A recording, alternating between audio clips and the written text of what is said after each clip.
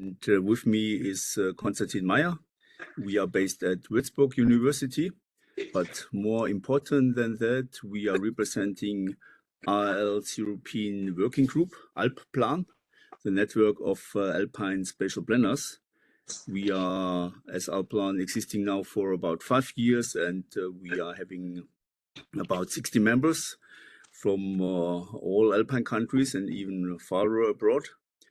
Konstantin Meyer serves as secretary, and me, myself, I'm chairperson of AlpPlan.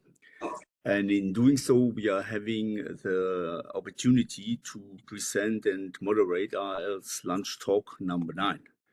As you know, the topic of today is challenges of governance and research on second homes in the European Alps. And second homes are a widespread phenomenon in many parts of the Alpine region. As you know, in some places they are welcomed as second home owners bring capital. And on the other hand, elsewhere they are criticized because they lead to increasing land consumption as well as rising house prices. And the owners tend to remain anonymous.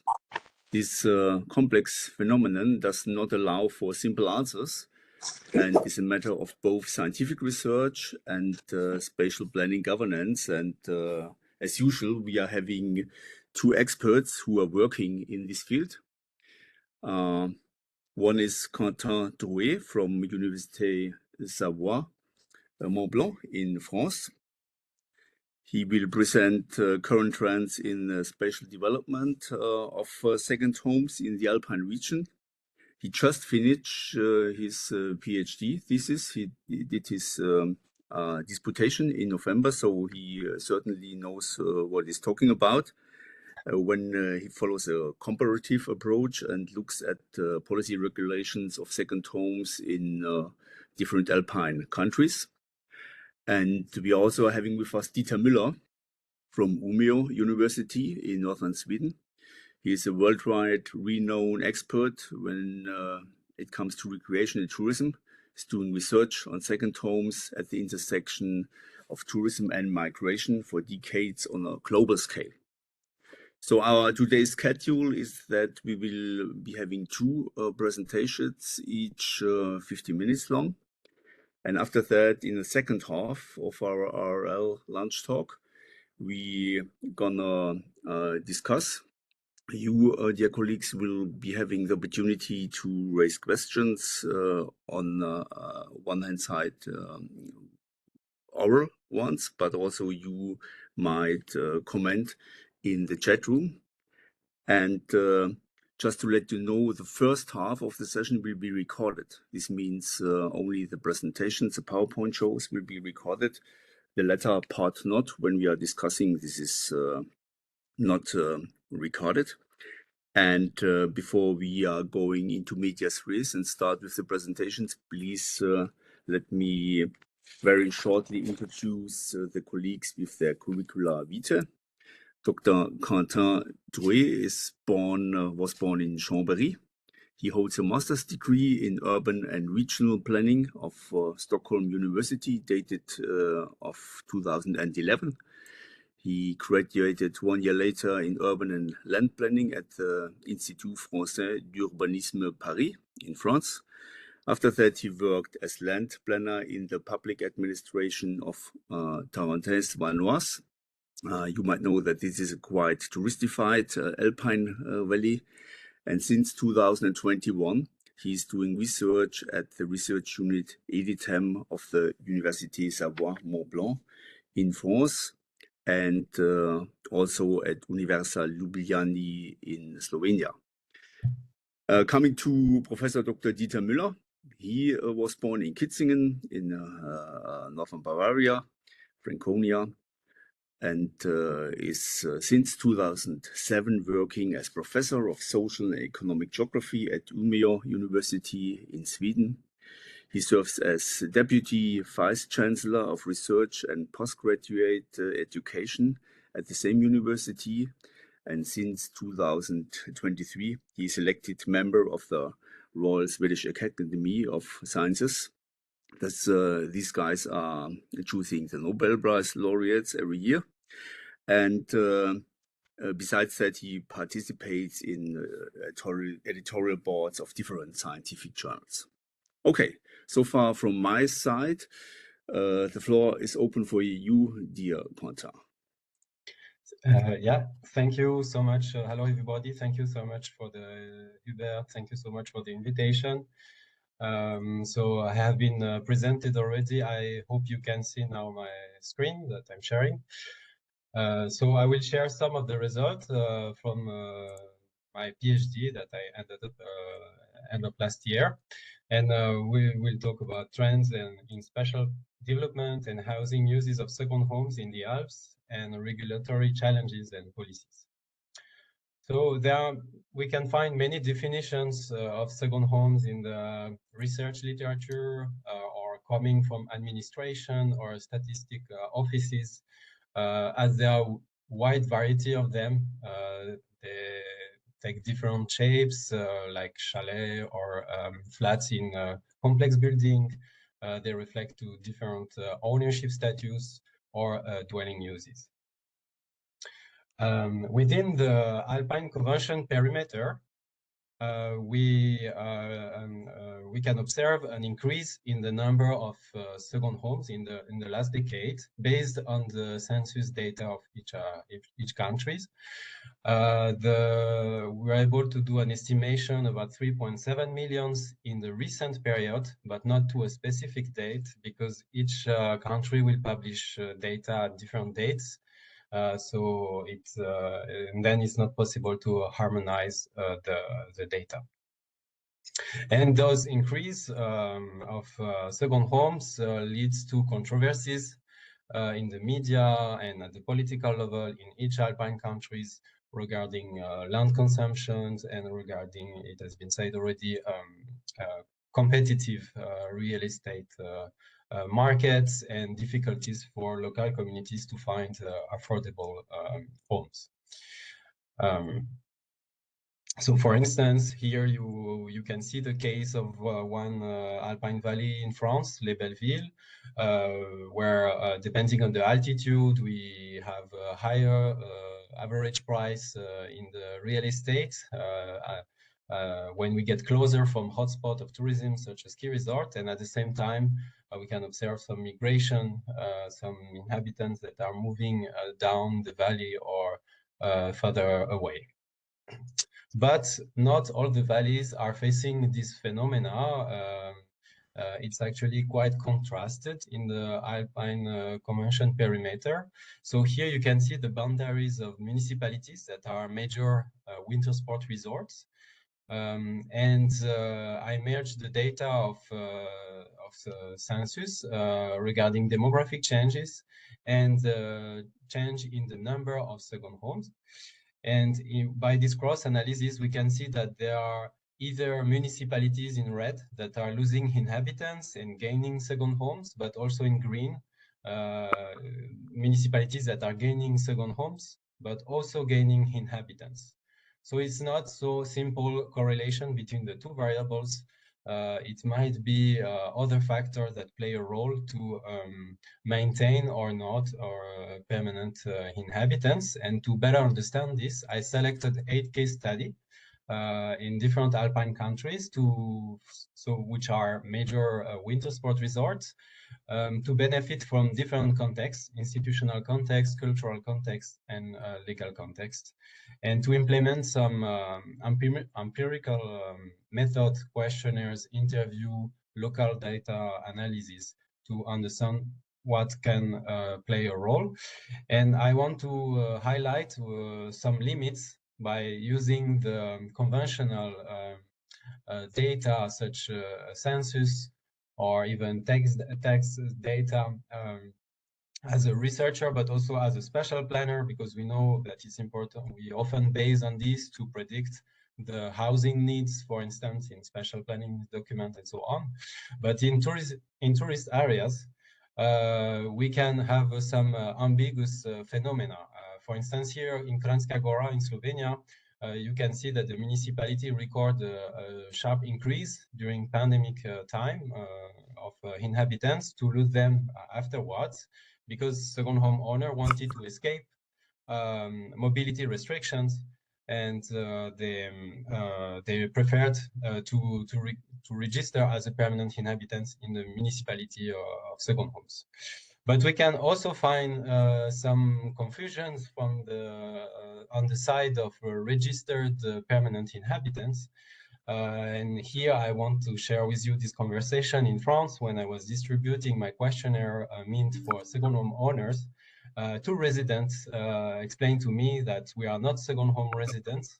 We are from here, but we only come for the season.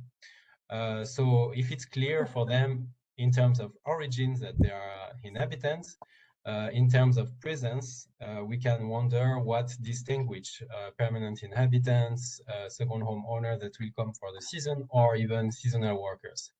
And once we understand this, then that there are blurred boundaries between categories of permanent inhabitants and second home owners in those touristic area, then any measures taken by planners or tax specialists will be confronted to this agility of residential practices that might change over time. So then I took distances with conventional data to implement empirical methods based on the literature on multi-local lifestyle, and I defined some indicators to understand who is contributing to the local dynamics in those tourism areas.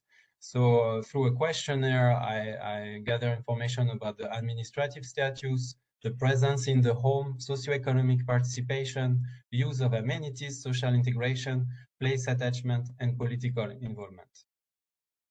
So here are just a few results regarding the presence. Yes, indeed, there are little percentage of second home owners are more than 6 months in the municipality that I have studied. 8% only switch permanent and first home after COVID time, because it was this discussion on remote working that could have an impact. But regarding place attachment, almost not far from a majority consider himself as an inhabitant and follow on regular basis the local news. A significant percentage might be involved in local association, and when we look at the spendings, we are not so far from the spending of permanent inhabitants in terms of food shopping and leisure activities. But behind those percentage, there are actually diverse profiles of second home owners, thanks to a principal component analysis, which is a statistic method that helped me to identify the cluster of respondents and gave me 7 personas. So there are, just to mention some of them, the multi-local retirees, which is combining different living space and is using the second home just for his personal use or family members, but no way that he will rent it. The hedonistic upper class family that is combining personal use and also renter. And also quite a significant persona is the local resident. Living in the same municipality or moved down in the valley, that is quite involved in short-term rental business, because we have this image of second home owner as an outsider, but just to enhance that, it can also be locals that will have that will buy other flats in the area. Also to mention, it's a minority, but the local developer as a second home owner, I could find example of people creating some music festival, for instance, and will actually contribute to local dynamics. Some data about the future. So majority of them consider to come more often in the future in the study area. A minority is thinking to rent out more often in the next 5 years. And it's often, I could see a correlation between those who own the second home for longer and those who are renting less. It's actually after they recovered the investment, they prefer to have a full access to their second home anytime without renting period. A significant percentage have actually an additional second homes to the one that was surveyed. It can be by the sea, it can be in the same area. Wanted to stress on this also to you. And in terms of frequency of visits, you have here two cases, Kranjska Gora in Slovenia and La Rosière in France. And the histograms show you in blue when, for each month, when second home owner are visiting their home, and in orange when they are renting. And we can see quite differences depending on the destination. For instance, in Kranjska Gora, they will come more on the weekend on regular basis, and because they are mostly from majority from Ljubljana, the capital city, let's say 1 hour away. And in La Rosière, they come from more far, and it's much more connected to the tourism period. And it's interesting to look at the opening of the shops, the basic and essential shops for every day. And we can see that there are some links between the presence of second home owners and when they are open or not. So in yellow, they are open, in white, they are closed. Now let's talk about policy regulations. I will stress on really the major ones because there are many tools that exist. In France, 2 years ago, it was a decision to increase, to give the possibilities to the mayor to increase the property tax on second homes. Any new built second homes must agree in the ski area for to rent a minimum of weeks during the tourism season to avoid empty home. Besides this, some municipalities will indirectly regulate second homes by developing permanent housing with land control tools. So it can be non-profit housing or long-term lease on the plots, and we disconnect then the plots from the building. The building is sold out, but the land remained under control with a long-term lease contract. And since November, it will be new tools for special planners to devote some areas for permanent housing and limit short-term rentals in some specific areas. But it can be also different approach instead of regulations and taxes to develop cooperation with second home owner. And there are a few cases like Les Deux Alpes that will reward the second home owners that will increase the occupancy of their home. They will check this by water consumption, tourist tax, and they will offer the discounts on local shops or ski lifts. And it exists also some renovation grant program that will provide subsidies for renovation for owners that will rent for seasonal workers because there is a lack of those housing. Now, let's talk about the province of Bolzano. So for many years already, it exists some tools to devote some areas in the spatial plan for permanent housing. It has been reinforced since 2018. And there are also non-profit housing constructions time to time. And I could observe some positive effects. For instance, here is Valbadia. We can see that demographic growth continues compared to the neighbor valley in Cortina d'Ampezzo, which belongs to another province. And the dynamic is really different because they don't benefit from those tools. But there are also different historical background, different cultural background. So it's not just the result of those policy. It's more complex. But at the same time, we can see that real estate pressure is still here. Prices are rising up and making housing not affordable for everybody. In Switzerland and in Austrian Tyrol, there are some limits in the percentage of second homes per municipalities. And beside this, there are also some initiatives to develop permanent housing, such housing cooperative with employers or long-term lease on the plots, like similar than in France. It's called Baurecht. But those regulations have a limited result. Here you have some pictures about Kitzbühel, and if we also get information from real estate agency, there is quite active second home markets. They exist some exceptions, and investors play with them. So legislation is one thing, but then it's also tricky to control the use, confronted by this agility of private uses that I was mentioning before. In Slovenia, I will be short because there are new law and a new proposal for taxation, but it's not implemented yet. So it's hard to observe the results, but there is, as you can see on this picture, a very dynamic second home market in Slovenia. So this is a real estate agency in Kranjska Gora. And as a conclusion, I want to stress on one message that about this competitive housing market and risk of devitalization, of the demographic decline. There can be many factors interacting with local dynamics. Second home is maybe one of them, but it's also one symptom of the choice of tourism models that has been developed.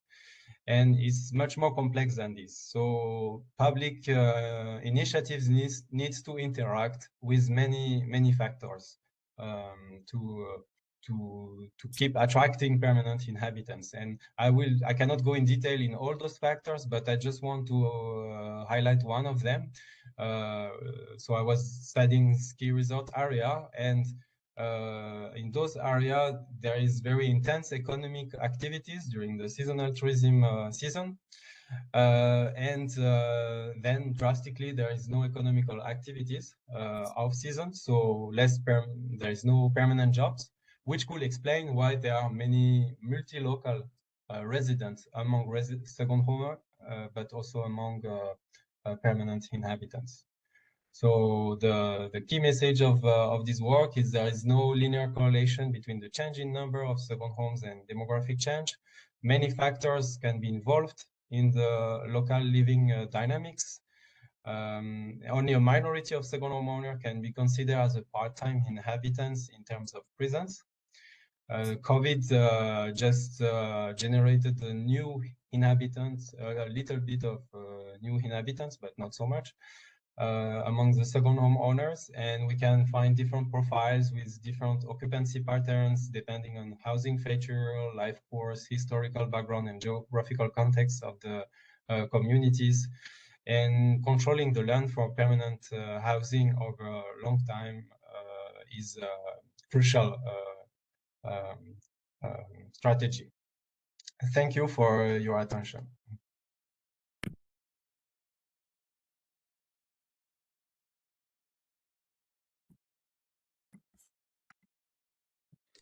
You, dear Quentin. Dieter, would you be so kind and go on?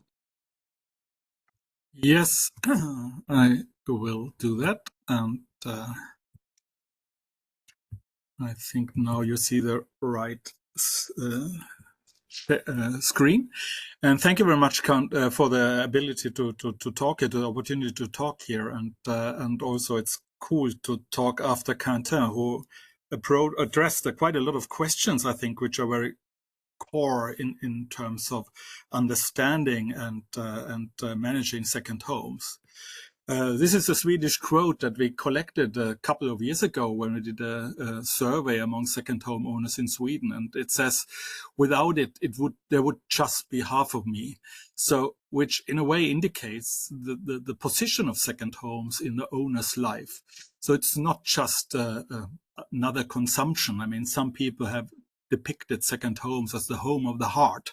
So it's very often a very important thing in the owner's life and not just a commodity that is consumed and thrown away if it's done, so to say.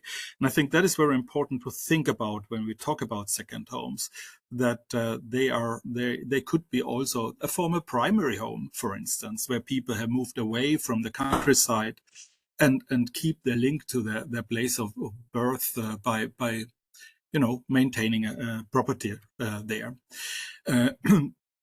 there has quite a lot of things changed since I started to work on second homes, which was actually in 1994, and I managed to do some books on the topic, and a lot of what I'm going to say today is very much in those books, and it's kind of built on this collected experience of second homes. Historically, I mean, this second homes curse of blessing is kind of a core text for second homes. It was published in 1977 and was more or less the first book on second homes. And the dominating view in this book was that they were purpose-built for an inessential purpose. So with other words, second homes were not really important. But in the beginning of the 70s, increasingly, they were kind of experienced as problematic. And I mean, a lot of commentators talked about that second home owners would invade the countryside. They would displace local populations by paying higher prices, and also in a way come to the countryside as almost colonizers with different value sets and different kind of ideas of how to practice this kind of rural lifestyle as a disturbance to the rural idyll. And this kind of perception was very much dominant in the 70s and a little bit onward. And so community impacts were always kind of of second home research. And it was this kind of discussion of whether second homes are a curse or a blessing to communities. And as I already mentioned, it was kind of talk about local cultures, increasingly later on also about the second home impact on the environment. But also, I mean, obviously an important topic was the economy and to what extent second home owners would contribute to uphold a local economy or not. More kind of the most prominent kind of topic that was discussed in the literature and also in practice, I think, was the impact on property markets. And in Sweden in particular, but also in other countries in the Nordic realm at least, a big discussion was on displacement. To what extent second home owners actually displaced kind of an ingrown local population, or at least made them impossible to actually buy property themselves. But the question in these discussions, and we have worked on that, is always to what extent second homes are actually the cause of rural change or the symptom of rural change. And I think that is kind of an inconclusive discussion. It's a little bit place specific. And I think that is also, as Quentin also mentioned in his presentation, the impacts of second homes are very place specific, simply dependent on the societal context and on administrative practices that try to regulate second homes.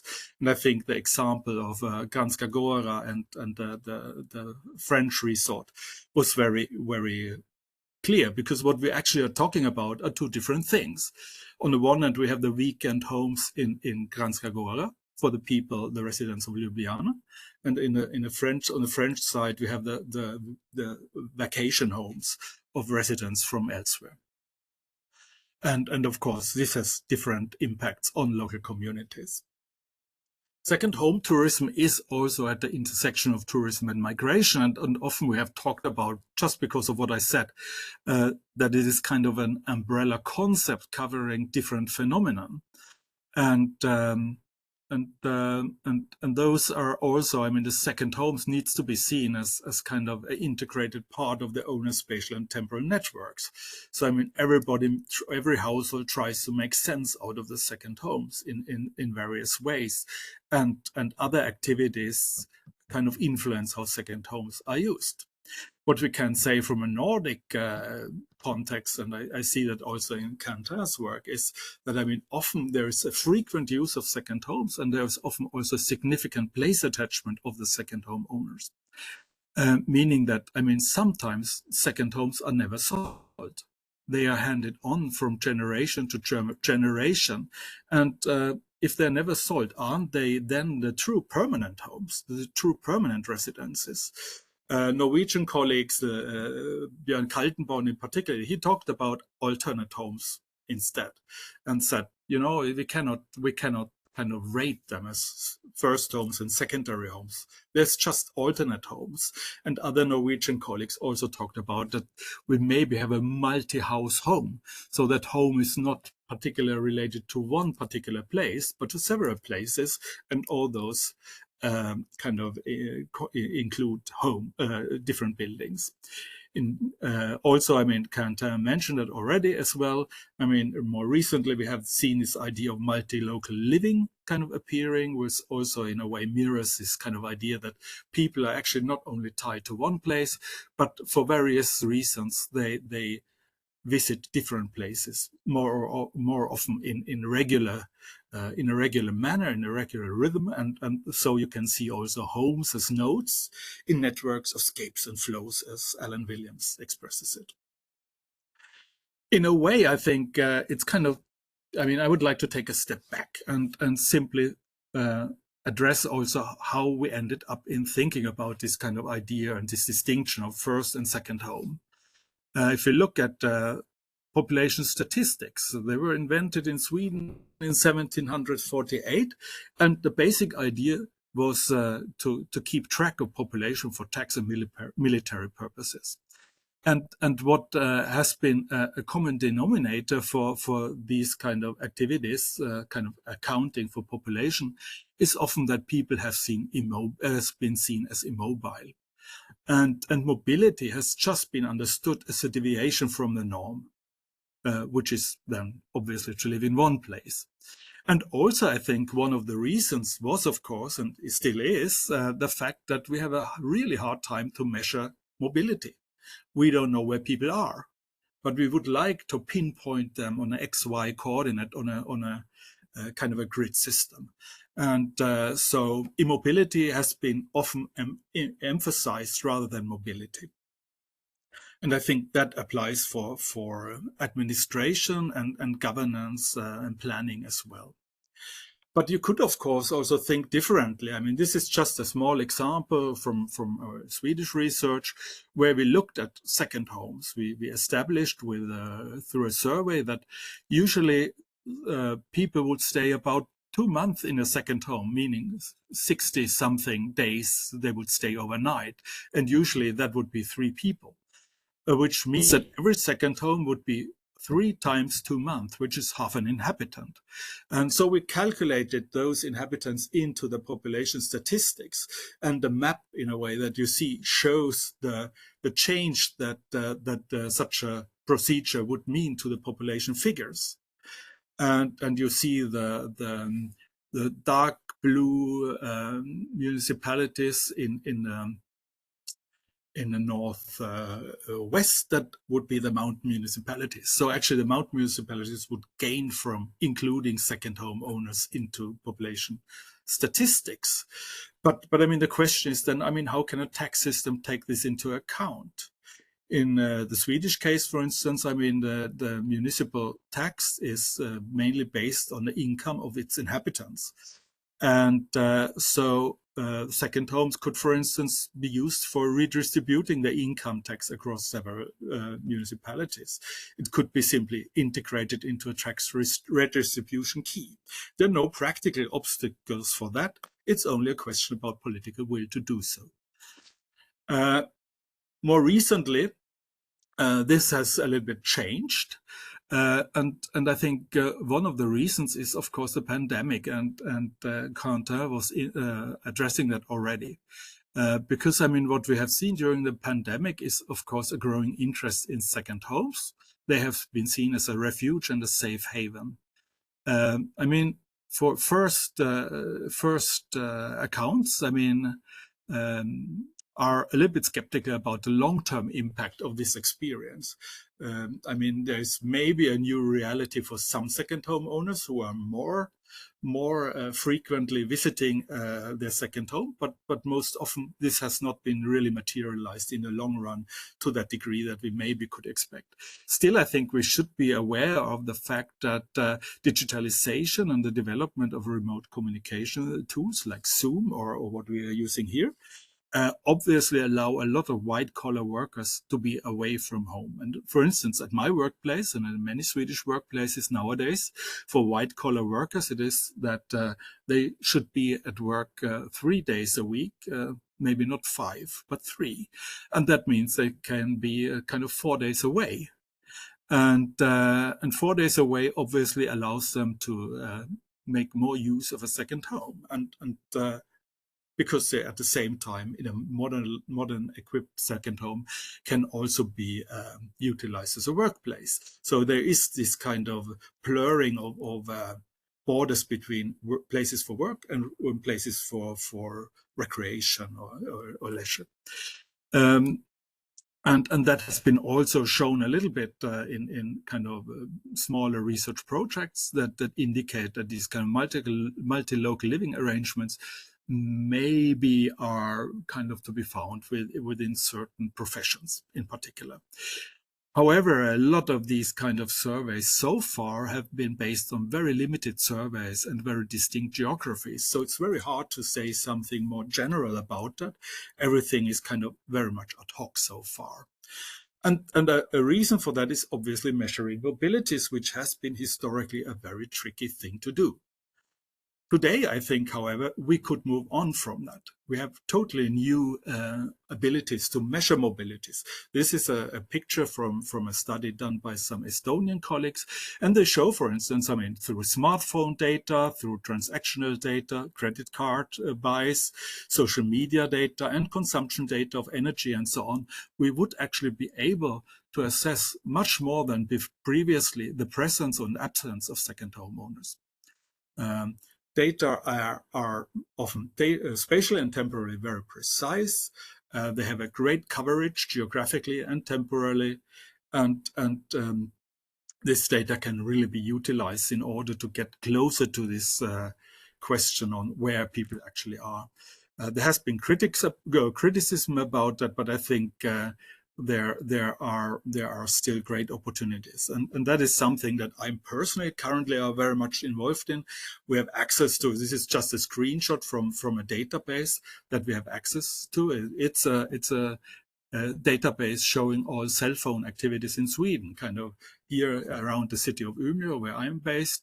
And you can see and compare, I mean, where people are moving, how they're moving, from what grid cell to what grid cell and so on, and at what time and how many there are. So this enables us to do totally new stuff in terms of also assessing the presence and absence of second homeowners.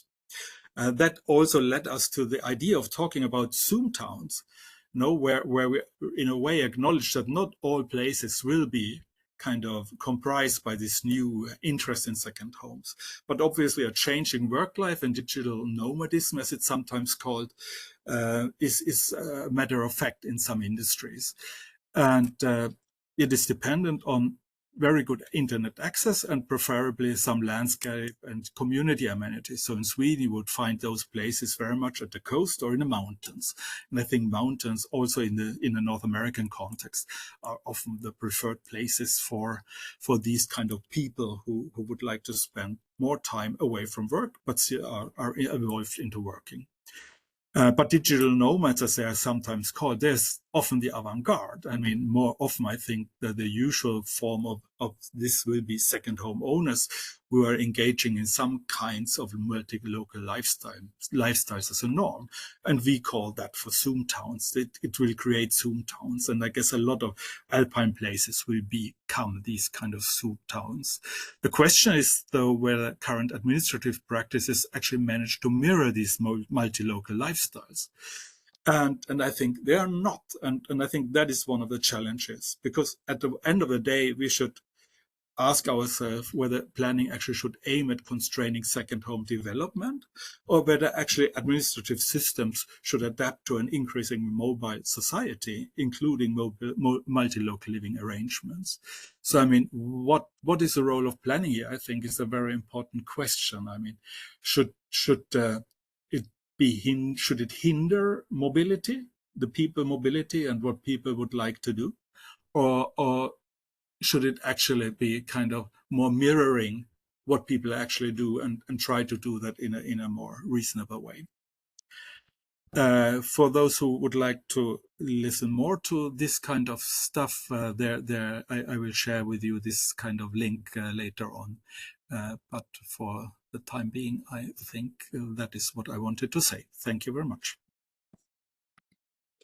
Thank you, dear Dieter, for your interesting talk. And I hand over the parole to Konstantin for the moderation, please.